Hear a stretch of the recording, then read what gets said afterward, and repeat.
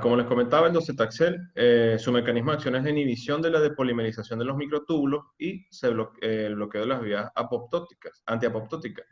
Al inhibir la depolimerización de los microtúbulos, lo que ocurre es que hay un detenimiento en la fase del ciclo celular, específicamente hablamos de la M2. Además de eso, hay una activación de las caspasa 3 a través de la fosforilación de la BCL2. Me disculpan lo digo del perro. De manera tal que se induce la apoptosis. Existe, bueno, la dosis recomendada es 75 miligramos por metro cuadrado cada 3 semanas para una mejor, inclusive con este medicamento, hay una mejor respuesta con mejoría sobre el dolor, hasta el 35% y una respuesta de hasta 45%. Otro de los representantes es el carbacitaxel, el cual inhibe la depolimerización de los microtúbulos y bloquea de igual forma que el anterior las vías antiapoptóticas. Este medicamento demuestra actividad frente a tumores que son resistentes al docetaxel y la dosis es de 12 a 25 miligramos por metro cuadrado cada 3 semanas. Se debe administrar en conjunto con prednisona bioral orden día. Otra de las formas de que nosotros podemos tratar desde el punto de vista médico es con radioterapia. En primer lugar, vamos a hablar de la radioterapia externa. Recordemos primero el mecanismo de acción de la radioterapia, el cual lo que produce es un daño a nivel del ADN, de la doble hebra del ADN, de manera que lo que produce es una falla en la mitosis de la célula eh, cancerígena, de manera tal que su efecto es a largo plazo, puesto que se ha demostrado que las células de cáncer de próstata pueden inclusive llegar a vivir hasta, se dice que hasta 2 años. De manera tal que su efecto es bastante lento a lo largo del tiempo, sin embargo, es bastante efectivo. En la actualidad, bueno, es importante que nosotros tomemos en cuenta varios puntos antes de comenzar a hablar de radioterapia. En primer lugar, que hay que considerar que la penetración para escoger la radioterapia de elección, debemos considerar que tenga que tenga una penetración al tejido con un daño mínimo superficial. Además de que se preserven los tejidos normales circundantes. Específicamente estamos hablando de vejiga, recto, la cabeza del fémur. Y se debe minimizar el daño a tejidos y órganos móviles, como por ejemplo el intestino delgado. Existen, digamos, existen varios en la actualidad, pero los principalmente utilizados son los aceleradores lineales antiguos y los actuales. En el caso de los antiguos, los antiguos son unidades de cobalto 60, cuya penetración es de 1.5 centímetros, versus los actuales, que tenemos aceleradores lineales de alta energía, que la penetración se puede graduar hasta 15 centímetros, inclusive más. Estos generalmente trabajan con haces de neutrones o de protones. Los más utilizados generalmente son los haces de neutrones. Previo a la realización de este tipo de tratamiento, nosotros debemos realizar estudios para la localización de la próstata. Están indicados la realización de tomografía, ultrasonido e inclusive apoyarnos a través de la implantación de fiduciales o de resonancia magnética. ¿Qué son los fiduciales? Son pequeñas semillas metálicas que se pueden colocar intraprostático que nos van a ayudar a nosotros posteriormente a localizar la próstata de manera más rápida, bien sea en un rayos X, en una tomografía, inclusive pueden ser visibles a través del eco. Y el uso de un balón intrarrectal para inmovilizar la próstata al momento de realizar la radioterapia. Es importante que cuando nosotros cuando el médico nuclear está planificando la radioterapia, debe saber muy bien la posición de la próstata para lograr posicionar el haz del equipo de radioterapia, y una vez que realice esto, poder realizar el procedimiento con el menor daño posible a las otras estructuras. De manera tal que observamos, por ejemplo, modelos tridimensionales en los cuales en la actualidad los equipos hacen esto prácticamente de manera automática. Sin embargo, también se puede planificar con estudios contrastados y rayos X, inclusive por eco transrectal, para nosotros ubicar la posición de la próstata y evitar daño a otras estructuras. En la actualidad, una de las más utilizadas es la radioterapia de intensidad modulada, la cual está incorporada a un equipo de tomografía en el cual a través de modelos tridimensionales se puede ubicar la próstata para determinar nosotros muy específicamente la profundidad de acción del haz de la radioterapia a nivel de la próstata, de manera que se limita bastante el daño a las estructuras vecinas. Otro de los, otro de los herramientas que se puede echar mano desde el punto de vista de la radioterapia es la braquiterapia. Existen dos modalidades. Uno es de baja dosis y el otro es de una alta tasa o una alta dosis. En el caso de cada uno de los dos, digamos que la manera en la cual se realiza es diferente. En el caso de los de baja dosis, se implantan son semillas, las cuales son radioactivas con los isótopos como el iodín 125, el paladio 103 o el cesio 131, los cuales, una vez que están dentro de la próstata, van a liberar de manera progresiva a lo largo de semanas y meses la radiación, realizando el efecto de manera local con bastante precisión. Existen algunos efectos negativos que ya lo vamos a ver. También existe el de alta dosis. En el caso de los de alta dosis, existen, a diferencia del de baja dosis, la implantación de o estos implantes no son permanentes. Estos implantes son temporales, ya vamos a ver más o menos cómo se coloca, y se utilizan isótopos como el iridium 192 o a través de implantes de agujas o de catéter. En este caso, la dosis se libera en cuestión de minutos y puede tener también efectos agudos a lo largo de semanas. En este caso, vemos en esta imagen el equipo que se utiliza para administrar la radioterapia.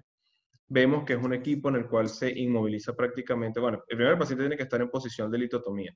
Se introduce el equipo a través del cual se va a introducir el transductor de eco transrectal, el cual va a estar fijo a esta especie de instrumento que tiene, vamos a ver en otra imagen, que tiene esta placa, la cual tiene una serie de orificios, los cuales están relacionados con la posición de la próstata a través del periné. Y mediante una guía ecosonográfica, nosotros vamos a ir, bueno, el técnico nuclear, el médico nuclear, va a introducir a través de estas agujas o de esta sonda las semillas de implantación, si es en el caso de los de baja dosis, o bien a través de las mismas agujas va a dar la radioterapia en el caso de altas dosis.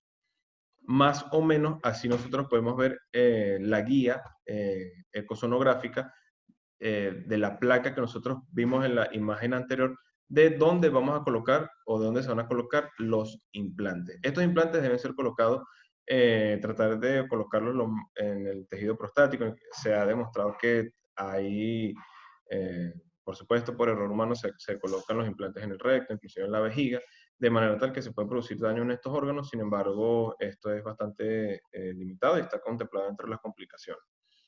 Y bueno, también existen otro tipo de guías que se puede más o menos utilizar, como por ejemplo esta reconstrucción en 3D de la colocación de las sondas y de las agujas para la braquiterapia.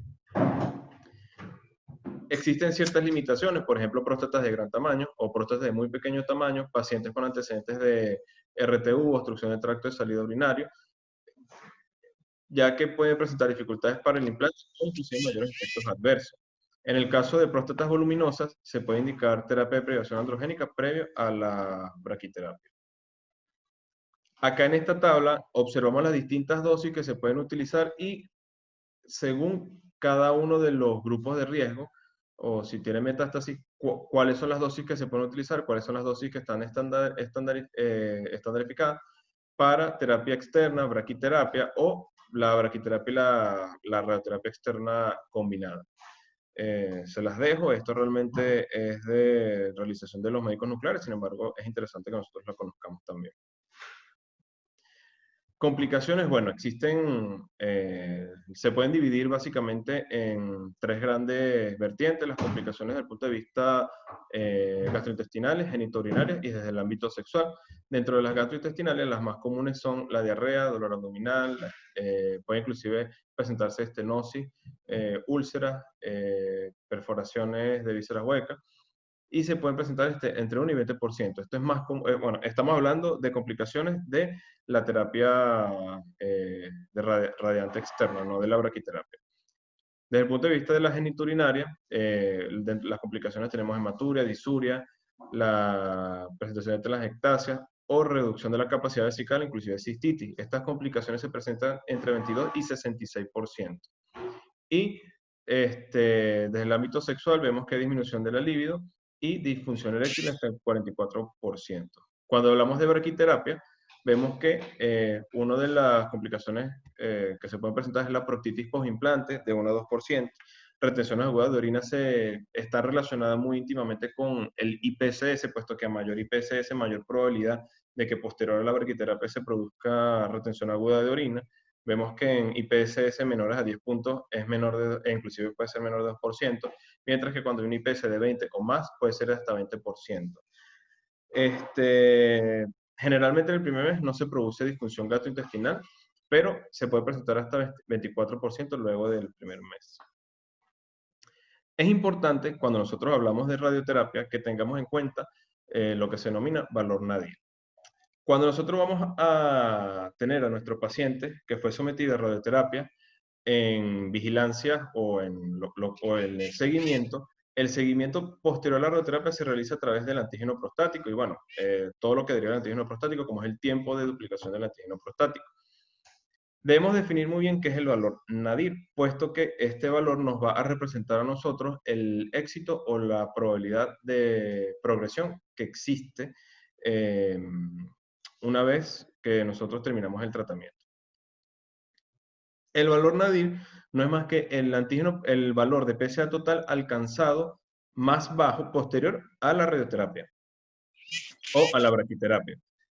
Esto va a depender de cada estadio, puesto que vemos que en pacientes en los cuales posterior a la realización de la radioterapia y que no tiene evidencia de enfermedad, vemos que el valor Nadir se puede alcanzar dentro de 22 a 34 meses. Esto tiene que ver principalmente con la velocidad que tiene el efecto la radioterapia, puesto que, recordemos que, lo que ya lo mencioné anteriormente, las células cancerígenas pueden tener una vida de hasta 2 años posterior al inicio de la radioterapia, ya que el efecto es deterioro del ADN de estas células. Y el valor Nadir que se puede alcanzar en promedio es de 0.4 a 0.5 nanogramos por mililitro. Está descrito que también pueden alcanzar valores menores, pero este es el promedio. Cuando nosotros alcanzamos estos valores, podemos estar enfrente de que la radioterapia es exitosa.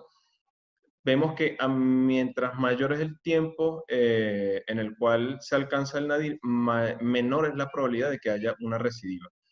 Vemos que cuando hay un fracaso local, el Nadir se puede alcanzar de 12 a 18 meses con valores que llegan de 1 a 2 nanogramos por mililitro, nada más, mientras que la enfermedad metastásica es menor a 12 meses y el Nadir puede ser inclusive mayor a 2 nanogramos por mililitro.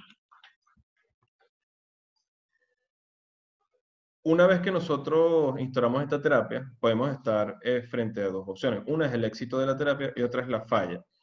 Nosotros hablamos de falla bioquímica por radioterapia cuando hay un aumento de 2 nanogramos por mililitro o más del antígeno prostático por encima de Nadir, sin importar si el paciente está recibiendo o no terapia de privación androgénica. Mientras que la falla bioquímica, cuando hablamos de prostatectomía radical, se entiende como falla obtener valores indetectables de PSA o aumento progresivo en 2 o más tomas del PSA posterior a la obtención de un valor indetectable. Es importante que nosotros veamos la diferencia de estos dos términos de falla bioquímica, ya que no podemos mezclar cuando estamos hablando de radioterapia o cuando estamos hablando de que un paciente que fue sometido a prostatectomía radical. Es importante también, hay que mencionarlo, que pacientes que el Nadir, en los cuales, bueno, pacientes en los cuales no se obtiene un valor Nadir, como por ejemplo en este caso que se obtiene hasta 12 meses o que son muy cortos en el tiempo, nos habla de una mayor probabilidad de progresión de la enfermedad y muerte cáncer específica. Por lo cual, a estos pacientes hay que estar muy pendientes con estos valores. También hay otra característica que tiene el valor del antígeno prostático, que es que en ocasiones puede haber un aumento, el cual es transitorio del valor del antígeno prostático, el cual puede deberse, por ejemplo, a prostatitis, a persistencia de tejido benigno, los cuales, pero sin embargo la característica es que posterior al aumento de este valor de antígeno prostático va a haber una disminución progresiva del mismo, ya que, como dije, bueno, puede deberse a persistencia de tejido benigno o bien alteraciones como por ejemplo una prostatitis. Otro de los puntos que hay que tener también muy presente es el tiempo de duplicación post-nadir, ya que esto nos va a hablar a nosotros de la sobrevida del paciente y de la probabilidad de progresión. Se define como tiempo de duplicación post-nadir el tiempo que transcurre entre la obtención del valor nadir y la duplicación de este, y se correlaciona con la mortalidad. Como ya les mencioné, el tiempo de duplicación nos va a hablar de la probable causa o de la etiología de la falla bioquímica. Vemos que cuando se produce la duplicación en menos de un año es sugestiva de micro-MT sistémica. Si es más de un año, pues puede hablar de persistencia de células neoplásicas prostáticas. Cuando hay un aumento de PSA posterior a disminución del mismo, puede haber una persistencia del epitelio normal o que posteriormente es afectado a la radioterapia. Recordemos que las células de cancerígenas son más sensibles a la radioterapia. Es por esto que se produce este fenómeno. La radioterapia no solamente se puede dar como terapia única, como posteriormente lo vamos a ver, sino que también se puede dar como terapia posterior a la prostatectomía radical. Cuando nosotros indicamos radioterapia, cuando hay hallazgos adversos, como por ejemplo invasión capsular de las vesículas seminales, márgenes positivos o antígeno prostático detectable postquirúrgico. En este caso, nosotros podemos indicar radioterapia posterior a la prostatectomía radical. También se indica en los pacientes que en un principio se tornaron indetectables posterior a la realización de la prostatectomía radical y que presentan dos valores elevados de PSA consecutivos, o sea, una falla bioquímica posterior a la prostatectomía radical. La indicación de esta terapia es que se debe realizar durante el año después de la prostatectomía radical, ya que se ha visto mayores tasas de éxito cuando se realiza de esta forma y, se han observado mejores resultados cuando el antígeno prostático postquirúrgico es menor o inclusive indetectable, con tiempos de duplicación del antígeno prostático que son más prolongados.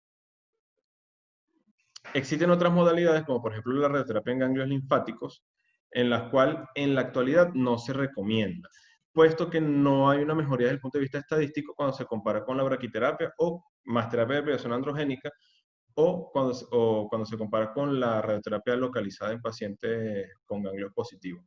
Vemos que a pesar de que es levemente hay una sobrevida mayor, muy leve, en los pacientes que se les da radioterapia en los ganglios linfáticos, vemos que al compararlo con otros, en los estudios, la sobrevida cuando se da este tipo de radioterapia es 54% versus 47% cuando se compara con la braquiterapia y la terapia de privación androgénica. Sin embargo, esto solamente se ha encontrado en algunos estudios, se han hecho estudios multicéntricos en los cuales no han sido posible reproducir dicho resultado, de manera que actualmente está en desuso. Se prefiere solamente utilizar radioterapia localizada en la próstata o braquiterapia, combinado, ¿no?, con terapia de privación androgénica concurrente. Cuando hablamos de radioterapia y terapia de privación androgénica concurrente, esta se recomienda, la dosis de recomendación y el medicamento es la bicalutamida de 150 miligramos. Se dice que se puede dar inclusive hasta por 2 años dicho medicamento. Pues este mejora la sobrevida general y la sobrevida libre de MT al compararlo con la radioterapia de salvataje.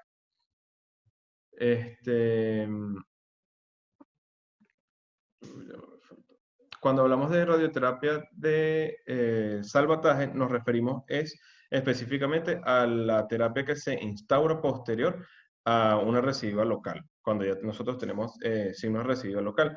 Y la elección para nosotros realizar una radioterapia de salvataje es braquiterapia, bien sea altas dosis o bajas dosis. Y la otra opción que tenemos en radioterapia es la radioterapia paliativa. Existen varios esquemas. En este caso se utiliza sencillamente para mejorar síntomas de los pacientes, por ejemplo, dolor óseo, en los cuales se recomienda dosis única de 8 grays localizada, o bien 30 dosis, 30, una dosis de 30 a 35.7 gray divididos entre 10 y 15 dosis cada uno. Otra es la terapia de la cual se puede echar mano, es la crioterapia. El mecanismo de acción de la crioterapia es la deshidratación y desnaturalización de las proteínas. Además, produce rotura directa de las membranas celulares a través mediante los cristales de hielo y éstasis vascular, microtrombos, lo que origina isquemia consecutiva y apoptosis. ¿En qué consiste la crioterapia? Como vamos a ver aquí, como vemos en esta imagen, lo que se produce es se introducen entre 12 y 15 crioagujas de calibre de 17 Gauss. Esto se debe realizar específicamente visualizando la próstata a través de un eco transrectal. Se recomienda la colocación de termosensores a la altura del esfínter externo y del cuello de la vejiga para nosotros poder controlar más o menos la temperatura a la cual se va a realizar la crioterapia.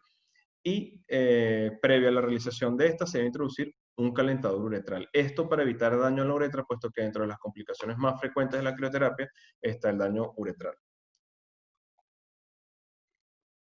Para congelar se puede emplear gas argón, mientras que el gas helio se utiliza para calentar en el caso de los calentadores uretrales.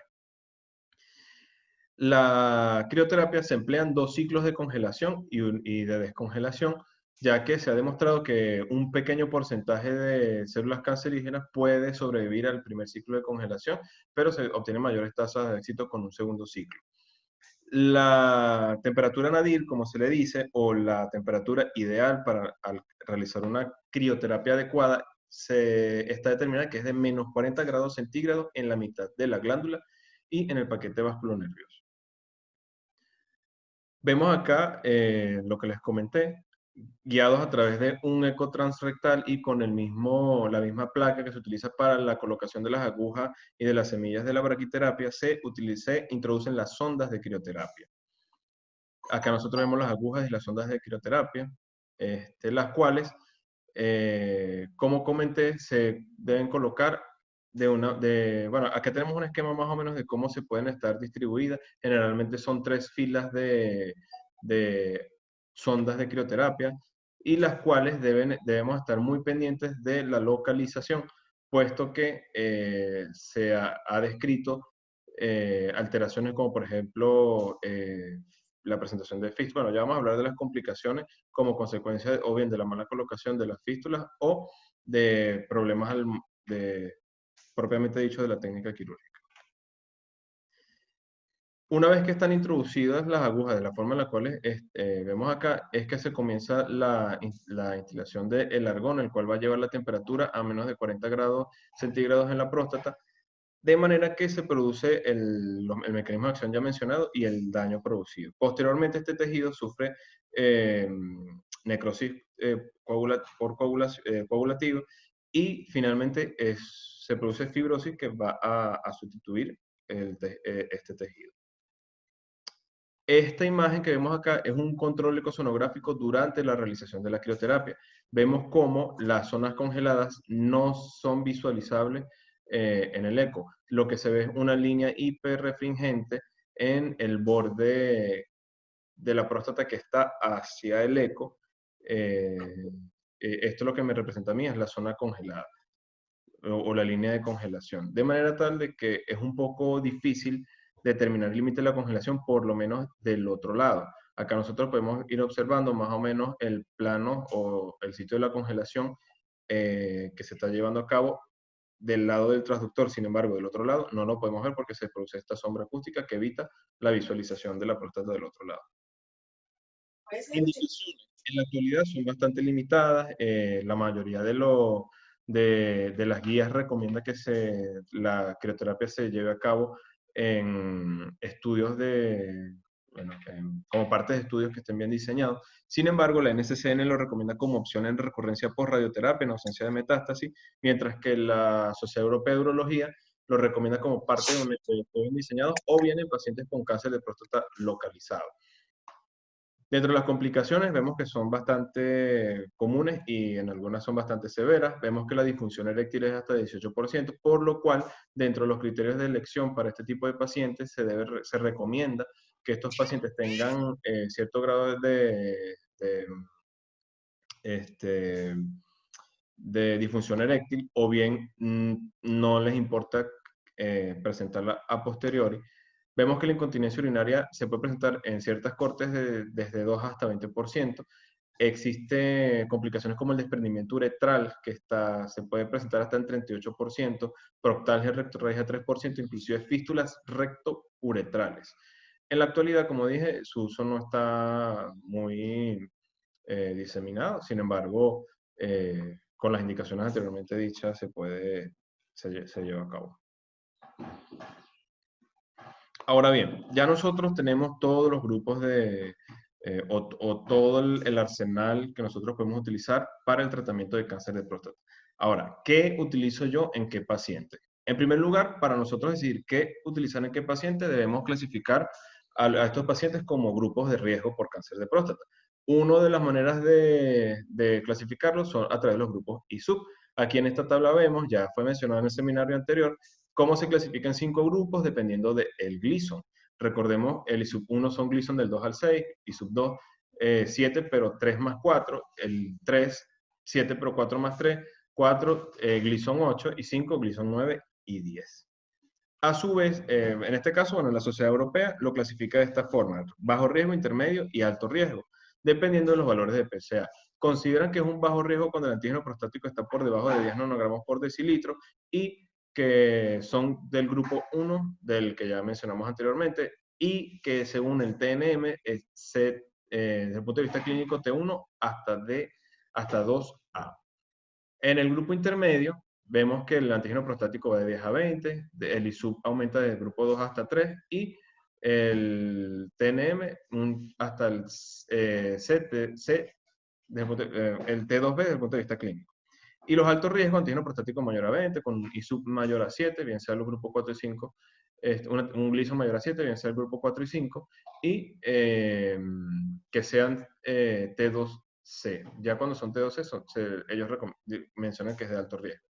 Todos estos que mencioné son enfermedad localizada, mientras que la enfermedad localizada ya es cuando hablamos de cualquier antígeno prostático con cualquier grupo de riesgo ISUP, con un estadio TNM de T3 o 4 o ganglios positivos. Esto se llama localmente avanzado. Cuando ya hay metástasis, sencillamente es cáncer de próstata metastásico. En el caso de la NCCN, ellos lo clasifican en estos 5 grupos de riesgo. Es bastante similar a lo que vimos anteriormente. Sin embargo, ellos lo clasifican como muy bajo riesgo, riesgo intermedio. A su vez, el riesgo intermedio puede ser favorable o desfavorable, alto riesgo y muy alto riesgo. Es muy similar a lo que hablamos con anterioridad, pero acá vemos que, por ejemplo, en el muy bajo riesgo, vemos que es un ISUP 1 con menos de 3 cilindros con biopsia positiva para cáncer de próstata y que ocupe menos del 50% del cilindro, con una densidad de antígeno prostático menor a 0,15. En el caso de lo que nosotros vemos diferente, que es el grupo de riesgo intermedio, lo divide en favorable y desfavorable.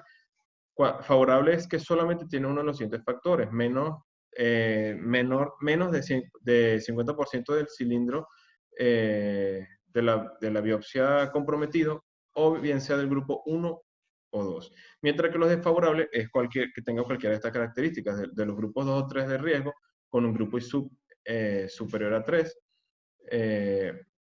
o mayor 50%, o que el cáncer de próstata esté presente en más del 50% del cilindro. Y bueno, una vez que nosotros clasificamos al paciente en estos grupos de riesgo, podemos decidir o planificar más o menos qué es lo que vamos a hacer. Antes de eso, también debemos calcular la expectativa de vida. Como hemos visto a lo largo del seminario, es muy importante la expectativa de vida para nosotros decidir qué tipo de terapia utilizar. Bien sea una terapia bien sea vigilancia activa o espera vigilada, o vamos a instalar de una vez un tratamiento definitivo. Existen diversas formas de nosotros calcular la expectativa de vida. Una de ellas es a través de esta tabla. Estas tablas están disponibles para cualquier persona a través de la página de la Organización Mundial de la Salud. Según el país, ellos tienen unas tablas en las cuales determinan más o menos la expectativa de vida. En el caso de Venezuela, las tablas están actualizadas hasta el 2016. Vemos que a medida que va aumentando el año, bueno, ellos nos dicen más o menos las expectativas de vida según el sexo. También se puede calcular a través del el índice de comorbilidades de Carlson, en el cual, bueno, se puede descargar a través de una aplicación, o, iOS o Android, en el cual sencillamente vamos a colocar la edad del paciente y si tiene o no tiene algunas comorbilidades, y este nos va a dar un porcentaje aproximado de supervivencia a los 10 años. Otra de las formas de calcular la expectativa de vida es a través de esta página que les marco aquí. Sencillamente es llenando una encuesta, dependiendo si el paciente sufre algún tipo de patología. Vemos que toman en cuenta enfermedades cardíacas, enfermedades pulmonares, enfermedades vasculares o condiciones relacionadas. Adicionalmente, otras comorbilidades, como por ejemplo la colesterol si fuma, la presión arterial, si tiene diabetes o si tuvo el antecedente de un ICE. Ajá, volvimos otra vez. Continúo con la presentación.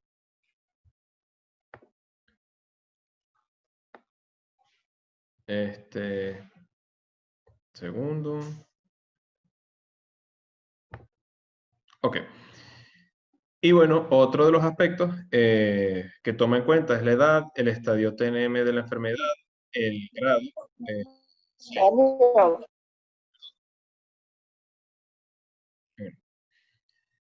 Toma en cuenta otros aspectos como por ejemplo la edad, la estadio TNM, el grado de la patología y el antígeno prostático. Una vez que nosotros terminamos de llenar la encuesta, ¿Cuánto tiempo te falta? ¿Cuántas láminas te faltan? me faltan como 10 todavía.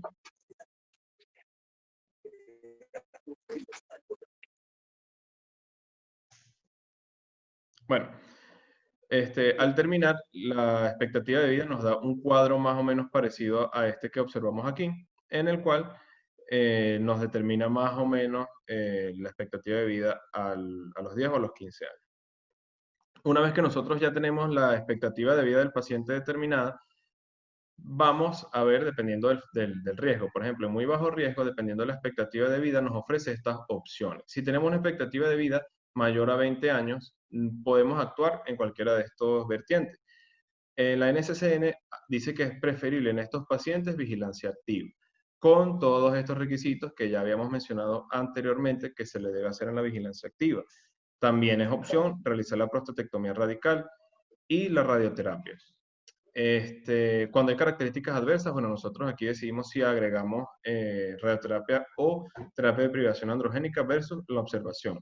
Recordemos que estas características adversas están dadas por infiltración a la cápsula, bordes positivos, márgenes positivos, perdón, infiltración de las vesículas seminales y elevación del antígeno prostático posterior a la prostatectomía radical o no alcanzar valores indetectables. Esos son factores adversos que nos indicarían a nosotros radioterapia posterior a la prostatectomía radical o el inicio de terapia de privación androgénica concurrente. También es opción solamente radioterapia en este tipo de pacientes. Cuando es de 10 a 20 años, también se prefiere vigilancia activa. Y cuando la expectativa de vida es menor a 10 años en pacientes de bajo riesgo, lo que se prefiere es observación, sin indicar ningún tipo de estudios imaginológicos, como ya hablamos anteriormente. Cuando es bajo riesgo, de igual forma se calcula la expectativa de vida. Si es mayor a 10 años, podemos utilizar cualquiera de estas herramientas, muy similar a lo que vimos en el cuadro anterior. Y si es menor de 10 años, observación, o esto también es la espera vigilada. Cuando estamos en riesgo intermedio favorable, vemos, de igual forma, calculamos la expectativa de vida. Ya en este caso, las guías no recomiendan que sea vigilancia activa solamente, también se puede utilizar dependiendo de las características de cada paciente, pero recomiendan que sea radioterapia o prostatectomía radical con vaciamiento con linfadenectomía estándar en este caso. Cuando hay características adversas, pero no hay ganglios linfáticos, se puede dar radioterapia versus con terapia de privación androgénica concurrente versus observación, pero cuando hay ganglios positivos, es obligatorio dar radioterapia con terapia de privación androgénica. Una vez que nosotros instauremos este tipo de terapia, vamos, en los sucesivos controles debemos realizar PSA y para determinar si se alcanzaron los valores NADIR o no, o si es indetectable en el caso de la prostatectomía radical, en el cual sencillamente seguimos con observación, pero cuando hay persistencia del PSA o recurrencia, como ya hablamos de lo que es, de lo que es una falla bioquímica, se hacen se toman otras acciones que ya vamos a hablar. Cuando la expectativa de vida es menor a 10 años, observación. Cuando es con riesgo desfavorable, ya en este caso desaparece la vigilancia activa, ya vamos directamente a prostatectomía radical con disección linfática o radioterapia externa con terapia de privación androgénica por 4 o 6 meses, o también radioterapia con braquiterapia, está recomendado. De igual forma, acá vemos que cuando los ganglios son positivos, se tiene que dar radioterapia o con terapia de privación androgénica concurrente. De igual forma, aquí clasificamos al paciente si es indetectable o se alcanza el NADIR, o si persiste el antígeno prostático o hay una falla bioquímica, que ya vamos a hablar más adelante de eso. Cuando es alto riesgo o muy alto riesgo, la expectativa de vida aquí que calculamos es en base a 5 años. Si es mayor a 5 años o sintomático, se debe realizar una prostatectomía radical con disección linfática. De igual forma vamos de la misma manera. Si los ganglios están positivos, evaluamos la radioterapia con terapia de privación androgénica concurrente. Si los ganglios son negativos, evaluamos lo mismo, o si lo mandamos a observación y nos da los mismos resultados, si es indetectable o se alcanza el NADIR, o si hay una falla bioquímica. También se puede dar braquiterapia a estos pacientes y de igual forma pasamos por lo mismo. Si es menor a 5 años, sencillamente los mandamos a observación o terapia de privación androgénica o radioterapia, en este caso son paliativos. Una vez que damos la terapia inicial, el seguimiento que se le debe dar a estos pacientes, cuando es una terapia inicial definitiva, es el antígeno prostático cada 6 a 12 meses por 5 años, luego anual, con examen digital rectal anual. Las imágenes se van a realizar solamente si están indicadas, si hay síntomas o si hay algún hallazgo clínico que nos indique a nosotros realizar algún tipo de estudio. No son realizadas de manera libre. Ahora bien, si es posterior a una prostatectomía radical, podemos estar presentes, como ya hablamos, de una persistencia o recurrencia del antígeno prostático, una falla bioquímica, y si es también posterior a la radioterapia, vamos a encontrarnos en lo mismo. Cuando hay progresión de enfermedad metastásica sin elevación del PSA, el paciente va a terapia sistémica. ¿Cómo sabemos nosotros si hay metástasis o no? Los estudios de imágenes que les dije que se realizan si hay o no hay indicación, o algún hallazgos clínicos que nos hagan sospechar para la solicitud de estos estudios de imagen. Cuando estamos en presencia de un paciente que tiene ganglios positivos, que está en terapia de privación androgénica, o es una enfermedad localizada, o es un paciente en observación, el seguimiento es cada 3 a 6 meses con examen físico, antígeno prostático y las imágenes en sintomáticos, igual que siempre, o, perdón, cuando hay un aumento del PSA se deben indicar las imágenes. En este caso, cuando hay una progresión, hablamos de pacientes que son N1M0, que no tienen metástasis, se va para terapia sistémica para pacientes con, como vemos, estos pacientes están en terapia de privación endogénica. Ya en este caso, cuando hay una progresión de la enfermedad, hablamos de pacientes con metástasis que son resistentes a la castración, o pacientes con cáncer de próstata metastásico resistentes a la castración, no metastásico resistentes a la castración. Cuando hay progresión con metástasis, estos entran en otro grupo, que son los pacientes de cáncer de próstata resistentes a la castración metastásico. De esta manera, nosotros aquí tenemos 4 grandes grupos: los que tienen falla bioquímica, los que tienen resistencia a la castración con metástasis o no, y los pacientes que tienen recurrencia, radioterapia o por prostatectomía radical. Cuando la persistencia o recurrencia del antígeno prostático es post-prostatectomía radical, que hablamos de una persistencia del PSA o recurrencia, esto es lo que se hace. Se estadifica nuevamente el riesgo, se debe calcular el tiempo de duplicación del antígeno prostático, se considera la realización de imágenes óseas, tomografía, resonancia de tórax, la realización PET scan, o bien sea con el isótopo C11 colina o F18 flisiclovina. También se puede considerar la realización de una biopsia del lecho prostático si las imágenes sugieren recurrencia local, y dependiendo de esto, si los estudios están negativos o no se realizan por cuestiones de acceso a los mismos, el paciente se deriva a radioterapia con o sin terapia de privación androgénica u observación, dependiendo de, por supuesto, de individualizando cada caso, de la expectativa de vida que tenga el paciente, etc. Si a pesar de esto hay progresión, se va para terapia sistémica. Si los estudios son positivos para enfermedad a distancia, sencillamente se va a terapia sistémica. Cuando hablamos de recurrencia del antígeno prostático post-radioterapia, acá en este caso debemos considerar si son candidatos a terapia local o no. Cuando son candidatos a terapia local, son estos pacientes con un estadio original T1, T2, NXM0, expectativa de vida mayor a 10 años, un antígeno prostático menor a 10. En estos pacientes se realiza todo esto nuevamente, que ya lo hablamos, y dependiendo de esto, si la biopsia prostática está positiva, con estudios negativos, podemos observar al paciente, o bien se puede realizar una prostatectomía radical de salvataje en el caso de los pacientes, bueno, estamos hablando de post-radioterapia. Se puede indicar también braquiterapia, crioterapia o el IF. En pacientes con biopsia prostática negativa y estudios negativos, es observación o terapia de privación androgénica. En pacientes con estudios positivos para enfermedad a distancia, van derivados directamente a terapia sistémica. Una vez que todas estas acciones se hayan tomado y que a pesar de todo esto haya progresión de la enfermedad, estos pacientes van a terapia sistémica. Si los pacientes no son candidatos para terapia local, se deben realizar imágenes óseas, y si están positivos, van para terapia sistémica también. En los pacientes cuando hablamos de terapia sistémica, dividimos, hay dos grupos, M0 y M1. En el caso de los M0, las guías prefieren que estos pacientes sean sometidos a observación o a terapia de privación androgénica. En este caso, de igual forma lo dividimos si fueron sometidos a prostatectomía radical o si fueron sometidos a radioterapia. En cada uno de estos casos, en el caso de la prostatectomía radical, se da radioterapia con terapia de privación androgénica no adyuvante con cualquiera de los agentes que nosotros ya mencionamos, todos tienen la misma eficacia. En el caso de post-radioterapia,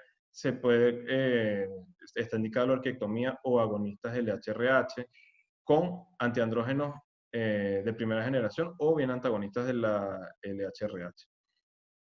Si hay progresión, ya se habla que estos pacientes son resistentes a la castración. Estos son pacientes que no han recibido terapia de privación androgénica. Cuando son pacientes metastásicos, la indicación de la terapia de privación androgénica es con apalutamida, abiraterona, o bien se indica de una vez docetaxel a dosis de 75 miligramos por metro cuadrado de superficie corporal cada 21 días, 6 ciclos, o bien ensalutamida. Estos pacientes son sometidos posteriormente cada 3 a 6 meses a examen físico con antígeno prostático e imágenes según tenga o no tenga indicación. Y si hay progresión, se habla que hay resistencia a la castración.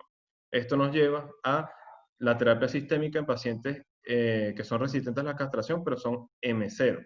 En este caso, bueno, cuando hablamos de M0 es que los estudios de imágenes están negativos, por lo cual se recomienda continuar con la terapia de deprivación androgénica para mantener la testosterona menor a 50 nanogramos por decilitro. Recordemos que ese es el nivel de castración que refieren las guías internacionales.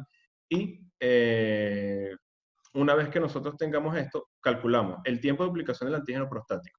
Si es menor a 10 meses, va para apalutamida, ensalutamida, dolalutamida, inhibidores del metabolismo de los andrógenos como los que ya mencionamos con anterioridad.